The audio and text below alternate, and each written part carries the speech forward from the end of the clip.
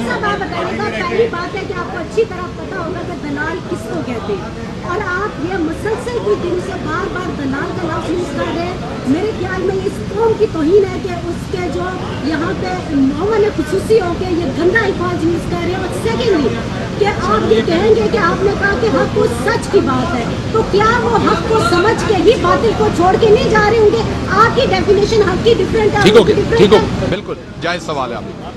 देखिए, बात यह है कि अक्सर जो यूफेमिज्म्स हैं और लिंग्विस्टिक्स है, उसमें हर जगह की अपनी बात होती है। मैं छोटी सी बात बता देता हूँ आपको, मुझे भी चंद दिन पहले पता लगा, पहले पता नहीं था। हमारे पंजाब में जब किसी खातून का शौहर फौत हो जाता है तो उसको रंडी कहा जाता है। पंजाब में जब किसी खातून का और जब मर्द का फौत होता है तो उसको रंडवा कहा जाता है। कराची में मुझे मेरे एक साफी दोस्त ने कहा ये गाली है।